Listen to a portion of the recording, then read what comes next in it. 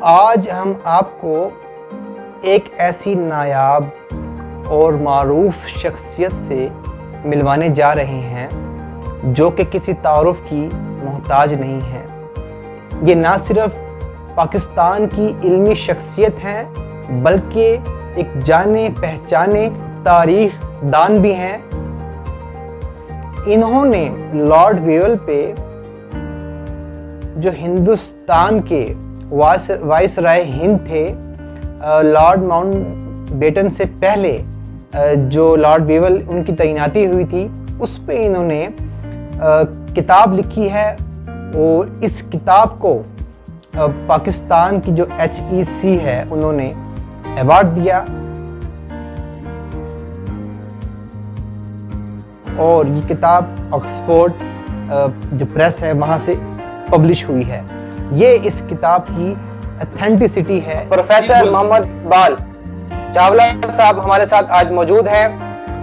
یہ معروف پاکستان کی شخصیت ہیں جو کہ کسی تعارف کی محتاج نہیں ہیں۔ آج ہماری جو اس گفتگو کا جو مقصد ہے وہ یہ ہے کہ پروفیسر صاحب سے ہم یہ سوال کریں کہ جو انہوں نے کتاب لکھی لارڈ ویول پہ، تو کیا وجہ ہے ڈاکٹر صاحب آپ کو اس کتاب لکھنے کی نوبت پیش آئی؟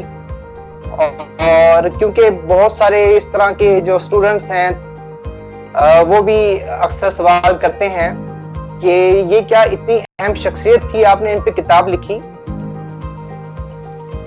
جناب آپ کی بڑی مہربانی پیرزادہ صاحب کہ آج آپ نے مجھے موقع دیا کہ میں کچھ اپنی کتاب کے حوالے سے اس میں جو موضوعات ہے اس کے حوالے سے بات کر سکوں۔ در حقیقت میں 1989 سے پنجاب یونیورسٹی شعبہ تاریخ میں پڑھاتا رہا ہوں، اسی سال میں ریٹائر ہوا ہوں، اور جب میں پڑھا رہا تھا تو پاکستان موومنٹ یا فریڈم موومنٹ جسے ہم کہتے ہیں اسے میں پڑھاتا تھا۔ اچھا، جب میں پڑھاتا تھا تو بہت ساری جو مٹیریل ہے وہ ہم دیکھتے ہیں، کتابیں دیکھتے ہیں، اور اتفاق سے میں جوائن کرنے سے پہلے قائد اعظم یونیورسٹی سے MSc اور MPhil ہسٹری میں کر چکا تھا، اور اس وقت میں MPhil کا تھیسس بھی کر لیا تھا میں نے، جو کہ مختلف موضوع تھا۔ اچھا، جب اسے پڑھاتے وقت میں نے دیکھا کہ لارڈ ماؤنٹ بیٹن پر کام ہوا ہے، قائد اعظم پر عائشہ جلال نے کام کیا، اسکندر حیا صاحب نے کام کیا ہے، اور اس سے پہلے لارڈ لن لتھکو پہ کام ہوا ہے، لیکن یہ جو پیریڈ ہے 1943 to 47 مارچ، اکتوبر سے مارچ کا پیریڈ جو ہے یہ سب سے کروشل پیریڈ ہے، اور اس میں جو اس وقت گورنر جنرل انڈیا کے تھے وہ لارڈ ویول تھے۔ لارڈ ویول کے حوالے سے اتفاق ہے کہ دو بہت سٹرونگ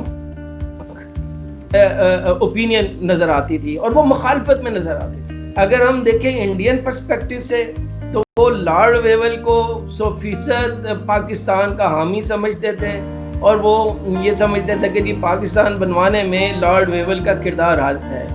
اسی طرح اگر ہم کو پاکستانی پرسپیکٹیو دیکھتے تھے تو لارڈ ویول کے حوالے سے اسٹائل تھا، وہ یہ سمجھتے تھے کہ پاکستانی سمجھتے تھے جو ہندوستان کی غیر منصفانہ تقسیم ہوئی ہے، اور جس طرح لارڈ ویول نے اپنے اختیارات کا ناجائز استعمال کیا، اس سے ہمارا جو منزل تھی پاکستان کے حصول میں وہ دقت پیش آئی، مشکل پیش آئی۔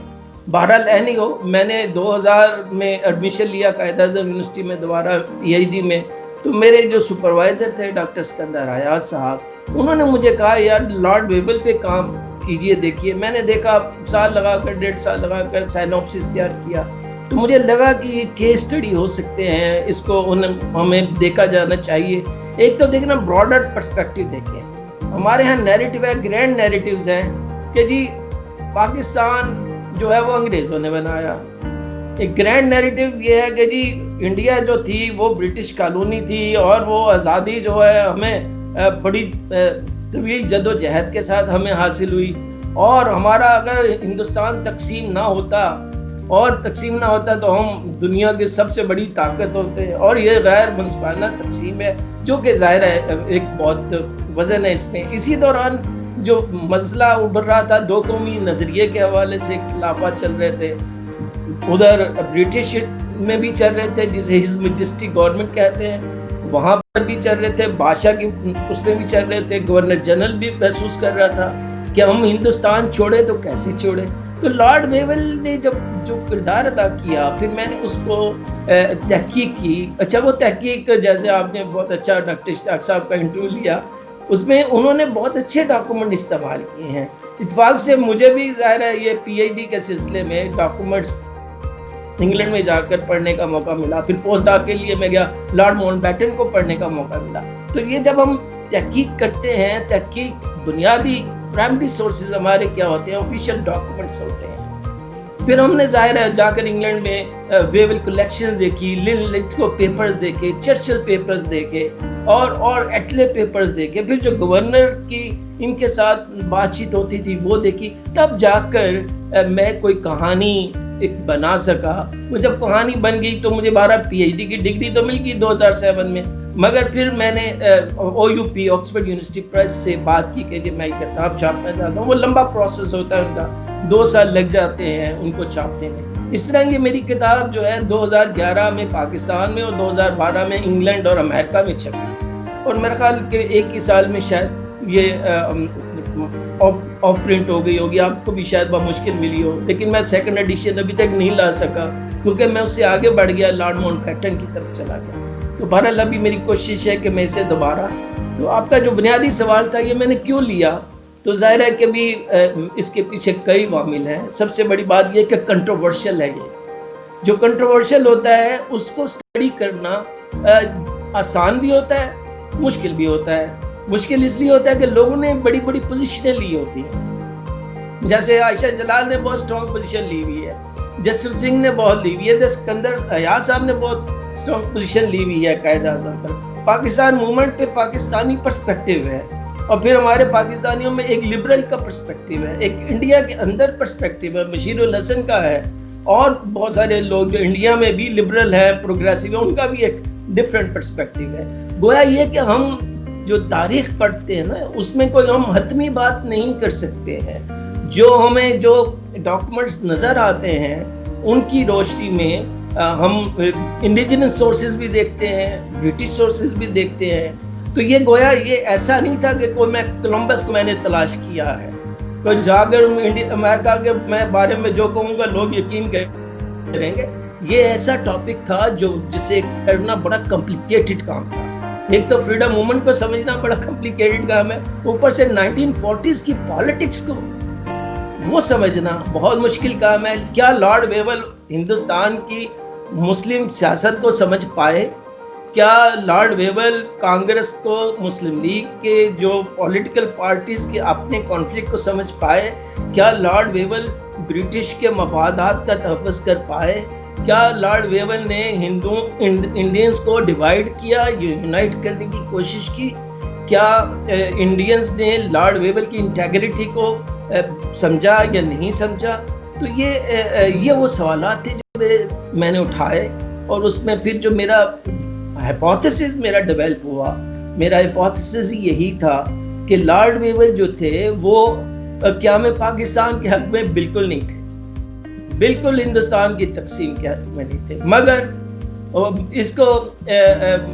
وہ اس چیز کے بالکل قائل تھے کہ جو مائنورٹیز ہیں ان کے خیال میں, مسلم بھی مائنورٹیز ہیں, ان کو ان کے حقوق ملنے چاہیے اور یونائٹڈ انڈیا میں ملنے چاہیے. تو وہ اس کوشش میں لگے رہے, اور وہ ظاہر ہے جس کا نتیجہ کیا ہوتا ہے, ایسا لوگ جو ہوتے ہیں, ایک کانگریس کی پوزیشن ایک اسٹرانگ سینٹر کی, اور دوسری طرف مسلم لیگ کی ڈویژن آف انڈیا کی پوزیشن قرارداد لاہور کے مطابق, ایسے میں یہ شخص جو مفاہمت پیدا کرنا چاہتا ہو تو یقیناً ناپسندیدہ بن جاتا.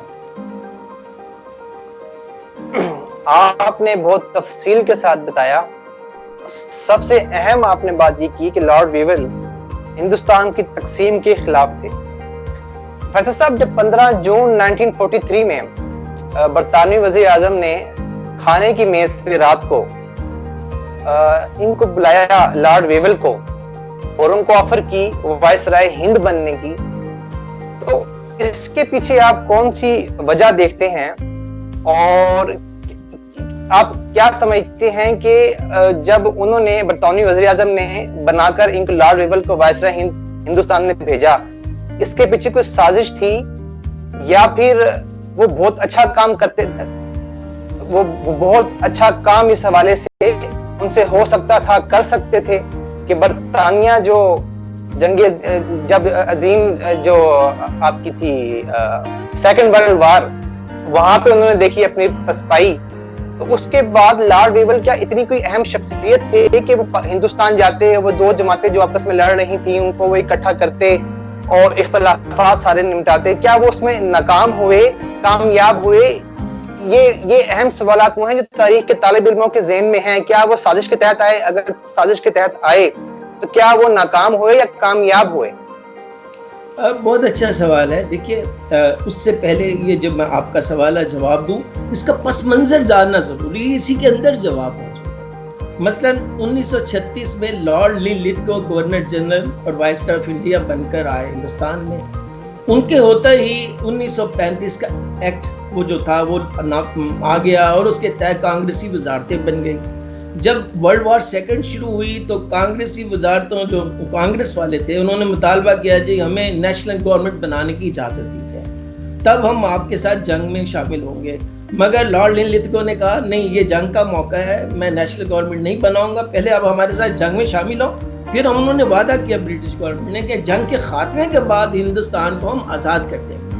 اچھا، کانگریس نے وزارتوں سے استعفیٰ دے دیا اور پھر انہوں نے ستیا گرہ کی تحریک شروع کر دی. گاندھی جی نے ستیا گرہ جو تحریک کا دباؤ ایک طرف آیا تو دوسری طرف سیکنڈ ورلڈ وار کے ابتدائی سالوں میں جو اتحادی تھے برٹش کے اتحادی، وہ شکست کھانا شروع ہوئے. فرانس پہ قبضہ ہو گیا اور جو بیلجیم میں، ہالینڈ میں، ان جگہوں پر جرمنی نے قبضہ کر لیا. ادھر سے جاپان تیزی سے بڑھتا ہوا ملیشیا، سری لنکا اور برما ہندوستان کی سرحد تک آ گیا. اور جب آیا تو پھر برطانوی حکومت نے لارڈ کرپس کو، جو کہ جواہر لال نہرو کے بہت قریبی دوست تھے اور دونوں کے نظریات بھی بہت ملتے تھے، بہت پرانی دوستی تھی، انہیں ہندوستان بھیجا اور انہوں نے یہاں پر کرپس پرپوزلز دی، کرپس تجاویز دی مارچ کے 1942 میں. اچھا، وہ کرپس پرپوزلز تقریباً آزادی کا اعلان تھا. وہ کہہ رہے تھے کہ جناب فی الحال جنگ کے خاتمے تک آپ انتظامی کونسل، وائسرائے کی انتظامی کونسل سنبھالیے اور ہم جیسی جنگ کا خاتمہ ہوگا ہم آپ کو آپ کی مرضی کا آئین دیں گے، ہندوستان کو آزاد کرنے کا موقع دے دیں گے. ہاں، انہوں نے کہا کہ اس آئین میں اگر کوئی، اس فیڈریشن میں اگر کوئی صوبہ علیحدگی چاہتا ہوگا تو اسے ہم علیحدہ ہونے کی اجازت بھی دے دیں گے، یہ شامل تھا. اچھا، یہ انتظامی کرپس پرپوزل میں کانگریس تیار ہو گئی تھی. صرف ایک نقطے پہ جو کہ عام طالب علموں کو نہیں پتا، کیونکہ ہمارے ہاں جو نیٹ میں بھی ڈیٹا جو ملتا ہے نا بہت سارا، وہ بہت ڈسٹارٹ کر کے ملتا ہے. وہ کوئی کانگریس کو فکر نہیں تھی کہ کوئی پاکستان بننے والا ہے. لارڈ ویول نے ہی ملاقات کروائی تھی اسکندر حیات کے ساتھ، جواہر لال نہرو کی اور لارڈ لتھگو کے گھر پہ ہوئی تھی ملاقات. انہوں نے کہا کوئی پاکستان نہیں بنتا پنجاب میں، پنجاب کوئی شامل نہیں ہوگا. اگر بعد میں آپ کو یقین دلاتا ہوں آپ یہ شامل ہوں. مگر بدقسمتی سے ان کا اعتراض یہ آیا کہ جی آپ ڈیفنس منسٹری بھی ہمیں دے دیں. اچھا، اگر ڈیفنس منسٹری انگریز دے دیتے تو پھر تو وہ ظاہر قومی حکومت ہی بن گئی تھی، پھر تو ان کے ہاتھ میں ہو جاتا. وہ جنگ کا اعلان بھی کر دیتے تو جنگ میں ان کو جو فوجی چاہیے تھے، ساز و سامان چاہیے تھا، فوڈ چاہیے تھے، ریسورسز چاہیے تھے ہندوستان کے، جو کہ بہت زیادہ تھے اور بہت ان کی مدد ہوئی فرسٹ ورلڈ وار میں بھی، سیکنڈ ورلڈ وار، وہ نہیں ملنے تھے. اس بنیاد پر کس پرپوزل کو کانگریس نے ریجیکٹ کیا. اچھا، جب ریجیکٹ کیا تو مایوسی ہوئی، لارڈ کرپس کو بہت مایوسی ہوئی، وہ واپس چلا گیا. انہوں نے کیا سوچا کہ یہ بیسٹ موقع ہے کہ یار یہ گرتی ہوئی دیوار ہے، اس کو ایک دھکا دو. یہاں پر انہوں نے کوئٹ انڈیا موومنٹ شروع کی اگست 1942 میں. اچھا، جب بھی اتفاق ہے گاندھی جی اب یہاں داخل ہوتے ہیں. گاندھی جی، مہاتما گاندھی بہت بڑی شخصیت ہے، بہت بڑا نام ہے ان کا. جب بھی 1916 سے لے کر 15 سے لے کر ابھی 1942 تک جتنی بھی تحریکیں چلی، مزاحمتی تحریکیں چلی، پورامن اور ناپورامن کے بعد وہ گاندھی جی نے ہی لیڈ کی ہیں. اچھا, گاندھی جی نے کوئٹ انڈیا موومنٹ کی روح رواں بن گئے, کنٹرول سنبھال لی, اور یہ کہا جاتا ہے برٹش جو ڈاکومنٹس ہیں وہ کہتے ہیں کہ یہ 1857 کی جنگ آزادی کے بعد یہ دوسرا بڑا غدر ہے. حقیقتاً ہندوستان کا پہیہ جام ہو گیا تھا. ایسے میں ایک طرف تو وہ ان کو جاپان کی شکل میں, جرمنی کی شکل میں دنیا میں شکست کا سامنا تھا, تو دوسری جانب یہ ہندوستان بھی ان کے ہاتھ سے اتنی سونے کی چڑیا وہ جاتی ہوئی دکھائی دیتی تھی. تو ایسے میں انہوں نے بڑا سخت اقدامات کرتے ہوئے ان کے سارے لیڈر جو بڑے لیڈر تھے, گاندھی, ابوالکلام آزاد, نہرو, باچا خان, جتنے بھی ان کے بڑے لیڈر تھے, مدنی, ابوالکلام آزاد, ان کو گرفتار کر دیا اور سختی سے کوئٹ انڈیا موومنٹ کو دبا دیا. اب 42 کے بعد ان کے ہاں اٹھنے کی سخت نہیں تھی. اصل میں 43 میں جب لارڈ ویول آیا تو یہ جو مینٹلی اور فزیکلی چیلنجز برداشت کر کے جو تھک گیا تھا, لارڈ لن لتھگو تھے. لارڈ لن لتھگو کو 5 سال کے لیے گورنر جنرل اور وائس رائے بنایا گیا تھا. 5 سال ہی کی مدت ہوا کرتی تھی. وہ انہیں بنایا گیا تھا. وہ بار بار کہہ رہے تھے کہ جی مجھے میری جان چھڑائے, مجھے واپس انگلستان بنا لیجیے. ایسے میں جو لارڈ ویول تھے, لارڈ ویول ایک بہت نامور جنرل تھے, ہندوستان میں کافی عرصہ رہے, ہندوستانیوں کی سائیکی سمجھتے تھے. یہ میں آگے جا کر آپ کے سوال کا جواب بھی دوں گا. انہوں نے اٹلی کو شکست دی ہے نارتھ افریقہ میں. وہاں سے ورلڈ وار سیکنڈ کی جو ریورسل ہوئی ہے وہ وہاں سے ہوئی ہے کہ اٹلی کو انہوں نے شکست دی. مگر پھر ایسے میں رومل آیا جو کہ جرمنی کا سپاہ سالار تھا, اس نے پھر لارڈ ماؤنٹ بیٹن کے جو سپاہی تھے ان کو شکست کھانے پہ مجبور کیا. پھر جب انہیں ہندوستان بھیجا گیا تو یہاں پر جاپان جو تھا وہ آگے بڑھنا شروع ہو گیا. تو یہاں پر جاپان انڈیا کے بارڈر میں آیا تو یہ یہاں پر کمانڈر ان چیف تھے لارڈ ویول صاحب. اب لارڈ ویول صاحب کی اس کو ناکامی سمجھا گیا. اس سے جو چرچل تھے, مسٹر چرچل, وہ جان چھڑانا چاہتے تھے کہ یار اس کو ہم فارغ کریں. لہٰذا انہوں نے لارڈ ماؤنٹ بیٹن کو بھیج دیا یہاں پر, اس کو ریٹائرمنٹ دینا چاہتے تھے. تو ایسے میں جو لارڈ لن لتھگو تھے انہوں نے کہا جناب میں تو مجھے واپس بلائے, میں آ رہا. تو ان کو سمجھ نہیں آیا کہ یہ وقت وہ ہے جب ہندوستان کو ہم نے آئینی ہاتھوں لینا ہے, یہاں پر کوئی سیاسی سرگرمیاں اٹھنے نہیں دینی ہیں. تو ایسے میں کیوں نہیں یار اس جرنیل کو وہاں پر وائس رائے بنا دیا جائے. اور پھر لارڈ چرچل نے جب آپ نے کہا وہ کھانے پہ بلایا, چائے پہ بلایا, اسے کہا کہ یار کیا آئیڈیا ہے تمہارا, تم نے اتنا وہاں پہ کام کیا ہے. اس نے کہا جی آپ کی مرضی ہے, میں حاضر ہوں, میں ڈیفینس منسٹر بھی رہا, مجھے سارے معاملات کا پتہ ہے. تو پھر انہوں نے ان کو وائس رائے ان کی مرضی سے نامزد کیا. مگر مزے کی بات یہ ہے کہ یہ کوئی انعام نہیں تھا, سزا ہی تھی, کیونکہ لارڈ لن لتھگو بھی ہندوستان کی سیاست سے وہ تنگ آئے ہوئے تھے. تو اسے چرچل کے بقول, اور چرچل لکھتا ہے کہ میں نے تو اسے ایز اے نائٹ واچ مین کے طور پر ہندوستان بھیجا. نائٹ واچ مین. اچھا, آج کل ہمارے ہاں بھی ایسے بہت سے نائٹ واچ مین پائے جاتے ہیں جن کو بھیجا جاتا ہے مختلف سرگرمیوں کے حوالے سے. اور اچھا, ان میں سے ایک ایسے نائٹ واچ مین ہیں جن کا ہم ذکر کرتے ہیں. اچھا, شملہ میں جب وہاں پہ اجلاس ہوا, کانفرنس ہوئی, تو یہ بھی کہا جاتا ہے کہ وہاں پر بھی کچھ ایسے نائٹ واچ مین پائے جاتے تھے جن کی وجہ سے شملہ کانفرنس ناکام ہوئی. تو آپ نے ایک نائٹ واچ مین کا ذکر کر دیا, یہ بتائیے کہ اور کون کون سے نائٹ واچ مین تھے وہاں پہ شملہ میں جس کی وجہ سے شملہ کانفرنس ناکام ہو گئی. اچھا, میں آپ کا سوال پوری طرح سمجھ نہیں پایا. ایک تو ہے آپ نے تاریخ کو پڑھا ہوا ہے, ایک میں نے تحقیق سے پڑھا ہوا ہے, ٹھیک ہے, اس میں اور اس میں تھوڑا سا فرق آ سکتا ہے. مثلا لارڈ ویول کو دوبارہ ہمیں سمجھنا پڑے گا, واپس لارڈ ویول کے مائنڈ کو سمجھنا پڑے گا. اسے چنچل نے بھیجا نائٹ واچ مین کے طور پر ہندوستان میں. اس نے آتے ہی پتا کیا لکھا, سب سے پہلے رپورٹ دی کہ جناب اعلیٰ 43 کی پہلی رپورٹ اس کی یہ ہے کہ جناب اعلیٰ آپ نے وعدہ کیا ہے سیکنڈ ورلڈ وار کے خاتمے کے بعد ہندوستان کو آزاد کر دینا. آپ مہربانی کیجئے جو کرپس پرپوزلز تھی اسے ریوائیو کیجئے، اور کانگریس کے جو لیڈر جیل میں بند ہیں ان کو جیل سے نکالیے اور ان سے بات چیت کر کے ان سیاسی جماعتوں کے درمیان مفاہمت کروا کر ہندوستان میں جنگ کے خاتمے تک عبوری حکومت بنا دیں، اور عبوری حکومت بنا دیں تاکہ ہم بآسانی باعزت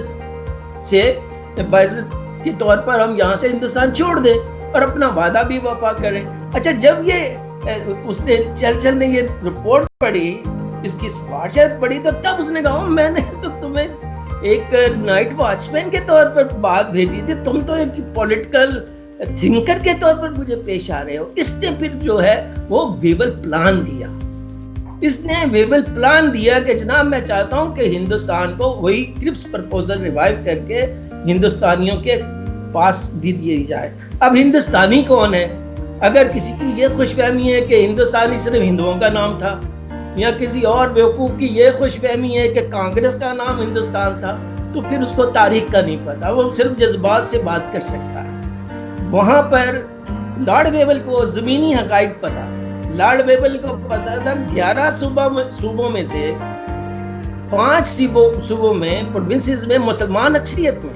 لارڈ ویول کو پتا تھا کہ جو ہندوستان کی جو فوج ہے اس میں 50% مسلمان ہیں۔ لارڈ ویول کو پتا تھا جہاں پر ہمارے اکانومی ہے، نیچرل ریسورسز ہیں، یہاں اور فوڈ گرینز ہے، پنجاب اور بنگال وہ اس کا وہ ہے، لہٰذا مسلمانوں کو اور پھر مسلم لیگ کو اور قائد اعظم کو نظر انداز کر کے آگے نہیں بڑھا جا سکتا۔ وہ کرپس بھی مانتا تھا، وہ کانگریس بھی کہتی تھی، گاندھی جی نے 1940 میں خود بھی کہہ دیا تھا اگر آپ پاکستان لینا چاہتے ہیں تو قومی نظریے کی بنیاد پر آپ کو حق حاصل ہے۔ ان کی تقاریر بھی موجود ہے، ان کی تحریریں بھی موجود ہیں۔ خیر اینی ہو، یہ جو آپ نے کہا نا اس سے پہلے واقعات کیا ہو گئے؟ ایک طرف تو یہ وہاں پر بھیج رہا ہے، یہاں ہندوستان میں کیا واقعات ہو رہے ہیں؟ گاندھی جی اب جیل میں چلے گئے۔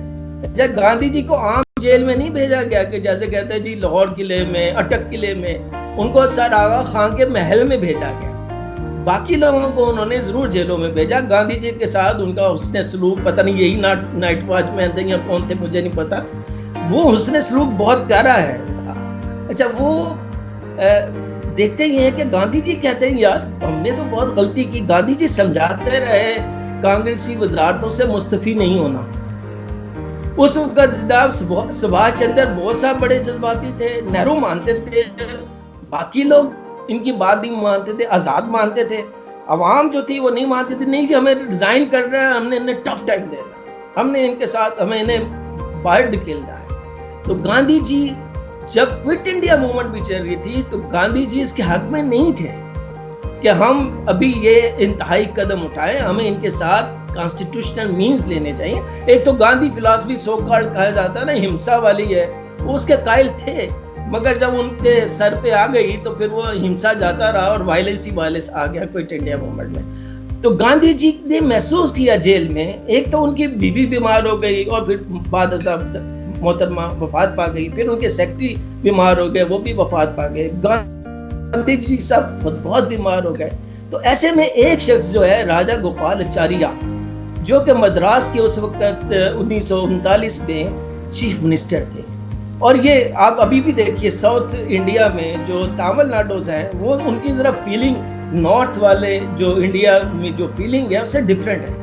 انہوں نے ریزائن دینے سے انکار کیا تھا اور وہ ان کے کور کمیٹی کے ممبر تھے، اور انہوں نے 1942 میں پاکستان کے حق میں اپنی لیجسلیٹو کونسل میں قرارداد منظور کروا لی کہ اگر یار کوئی بنانا چاہتا ہے ملک علیحدہ اور ٹھیک ہے اور قومیت کی ڈیفینیشن پر پورا اترتا ہے تو ہمیں اعتراض کیا ہے، انہوں نے یہ کر لیا۔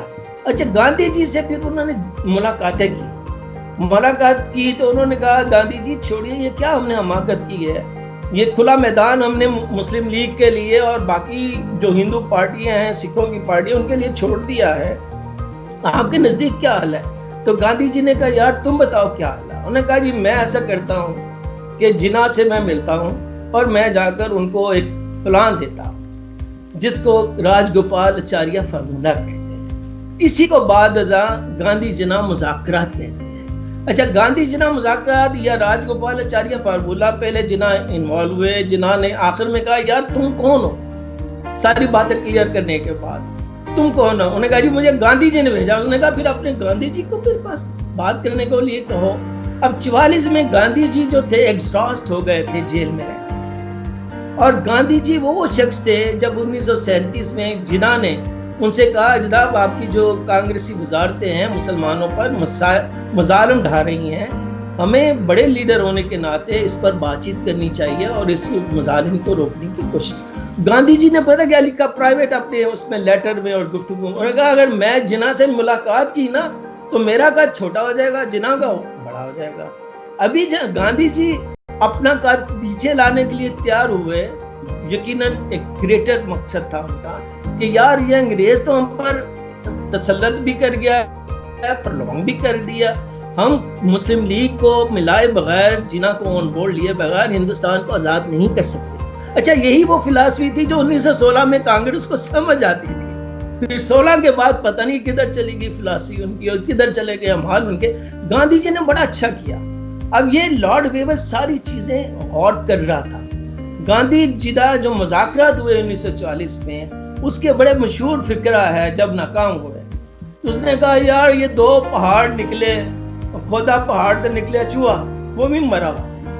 نے کہا اتنے بڑے لیڈر ملے اور کوئی کمیونل ایشو اپنا سارٹ آؤٹ نہیں کر سکے. لیکن اس میں جو بنیادی چیزیں آئی وہ بنیادی چیزیں یہ تھی کہ گاندھی جی نے کہا جی پاکستان آپ کو ملے گا. لوگ پتہ نہیں بڑے بڑے خواب دیکھتے ہیں, خیالات ان کے بڑے اچھے ہیں, افکار بھی بہت اچھے ہیں, الفاظ بھی بہت اچھے ہیں کہ گاندھی جی تو تقسیم ہند کے خلاف تھے. جی گاندھی جی تقسیم ہند کے خلاف نہیں تھے.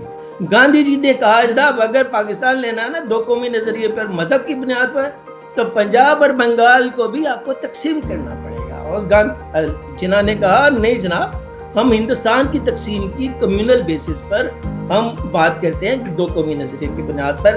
جناح کے اس وقت کے الفاظ تھے کہ میں میمڈ, میوٹیلیٹڈ اور ماؤتھ ہڈن پاکستان نہیں لوں گا, مجھے انڈیوائیڈڈ پنجاب اور بنگال.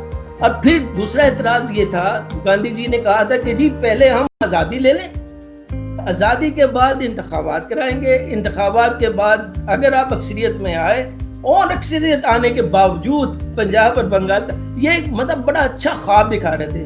جناح کو خواب اتنی آسانی سے اس ایج میں اس سٹیج میں دکھا نہیں سکتا تھا, مگر جناح نے ثابت کر دیا کہ گاندھی جی آپ کا قد 37 میں بڑا ہو جاتا اگر آپ مجھے 37-38 میں ہم بات چیت کر لیتے ہیں. اب 10 سال بعد یا 8 سال بعد آپ جو بات چیت کرنے لگے ہیں, آپ کا قد, ایون کانگریس کے بڑے بڑے لیڈروں نے گاندھی جی کی بہت صاف ستھرے انداز سے کلاس لی کہ یہ گاندھی جی آپ نے جناب کو کیوں آپ نے بات چیت. لیکن لارڈ ویول اس کو انجوائے کرتا. لارڈ ویول نے آگے کیا دیکھیے ڈیولپمنٹ کیا ہوئی.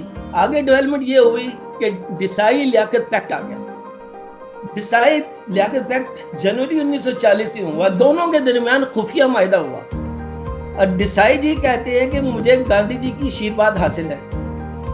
اچھا انہوں نے کیا کہا, انہوں نے یہ فارمولہ دیا, ایک تو راج گوپالاچاریہ فارمولہ, دوسرا انہوں نے فارمولہ دیا, انہوں نے کہا جی یہ جو ہم ایگزیکٹو کونسل بنائیں گے یا پوری حکومت بنائیں گے, ایسے کرتے ہیں مسلمانوں اور اعلیٰ ذات کے ہندوؤں کے درمیان, کاسٹ ہندوؤں کے درمیان ایکویلٹی کر لیتے ہیں, برابر سیٹیں ہوں گی, پھر اچھوتوں کو ہم دے دیں گے یا دلت جسے ہم کہتے ہیں اسکیجول کاسٹ کو ہم دے دیں گے, سکھوں کو ایک دے دیں گے, مگر ہم دونوں کے درمیان ایکویلٹی کر لیتے ہیں. لیاقت علی خان صاحب نے بھی دعویٰ کیا, مجھے قائد اعظم محمد علی جناح کی میں ان کی تائید سے آیا. اچھا جب یہ اخبارات میں آئے, یہ سب لارڈ ویول کو ان کی خفیہ ملاقاتوں کا پتہ تھا, ان کے علم میں تھا, رپورٹیں ہو رہی تھی. اچھا جب یہ پتہ چلا تو دونوں مکر گئے, کیونکہ نہ گاندھی مانے نہ جناح مانے.